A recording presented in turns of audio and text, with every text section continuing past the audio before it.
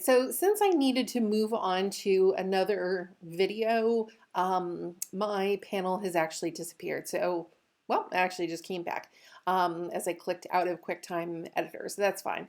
If for any reason your pattern option panel really did disappear, remember it's a panel and you'll find it under Window and Pattern Options.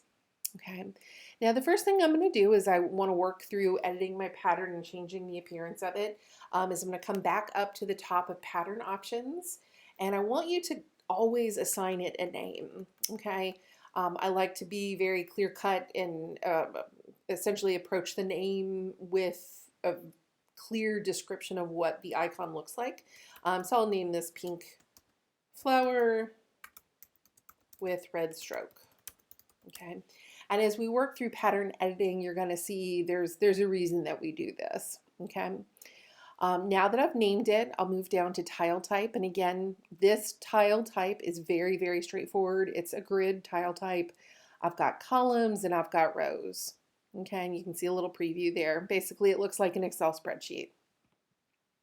If I open this up and start to work through some of the options, I can change it to something like brick by row, which you'll see offsets it very much like if you went to look at the brickwork around VCU, or if your home has brickwork, they tend to be offset by 1/2. And you'll see here that you actually can control how much it's offset. Okay, again, 1/2 is pretty typical, but you could change it to 1/4. You could change it to 2/3 if that's your preference. Okay, I'll change it to brick by column. Okay, and you'll see it's the exact same effect, but rather than being applied to the rows, they're being applied to the columns. You also see that you have this option for hex by column and hex by row. Okay. Now, I don't want you to get confused by the appearance. Clearly, when I'm on grid, I have these really distinct rows and columns, and my flowers are not overlapping. When I go to brick by row, same thing. However, when I go to hex by column, it's defaulting to this sort of overlapped kind of look. And that's because the hex doesn't entirely encompass all of the flower. If you were using a different kind of icon, you may have a different preview appearance. But don't get discouraged, don't get confused. If you like the appearance of this pattern, but you don't like that they're overlapping or touching, we can play with width and height to correct that. Okay. And so for now, just to make a point of that, I'm going to actually stick with hex by column, and I'm going to move further down into my pattern options. And you'll see we have this option for width and height. There's also a little button here, and if I just hover, you'll see it says maintain width and height proportions. And that's just really convenient because as I change my width, let's say I'll go ahead and change that to 2 inches, it's going to correspondingly adjust my height. Okay, and by increasing my width and height, you see that now my flowers are no longer overlapping and they are not touching. Okay, I can also just force more space in between this. Perhaps, you know, what I initially started with was a very tight closed pattern, and I really want this pattern to feel more open. Okay, and so clearly you can make that adjustment as well.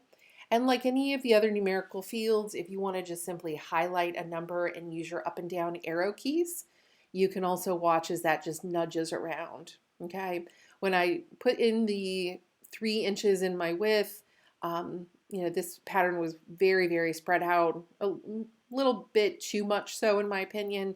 However, coming in and just nudging it, I can get a better sense of, you know, maybe I like that. I've got an open pattern, but it's not too open.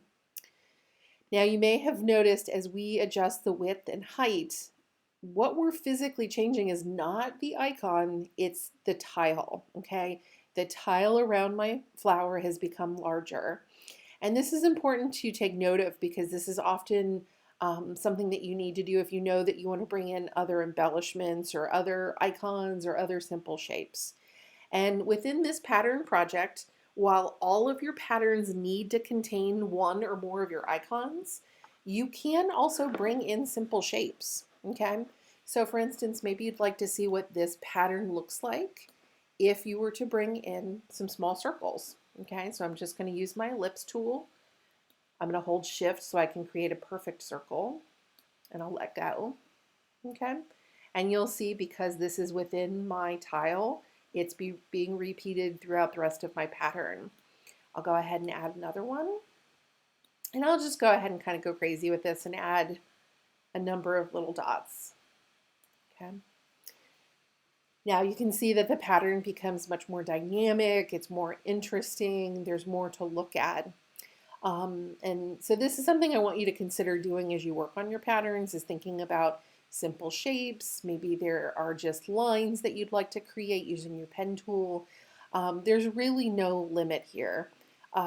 Basically anything that you could do within a regular artboard using any of these tools over here on the left side, you can still utilize within pattern making. Okay, I'm going to go ahead and for now accept this pattern, and to do that you just need to come up to the gray bar, hit done, and you're going to exit pattern editing mode. Okay, now don't freak out, it looks like everything has disappeared on you. The best way to just, again, don't trust the system, verify everything that you do, is to come over to your swatch panel, open that up, and again, if you just hover over the last pattern swatch that was added, you'll see that is my pink flower with red stroke. And again, this is why you've added that name. These little swatches are very, very small. And as you work through this process, you're going to find that your patterns are going to start to look really similar. So if you just hover, you'll know this is the pattern that I intended to create, and it is in fact there.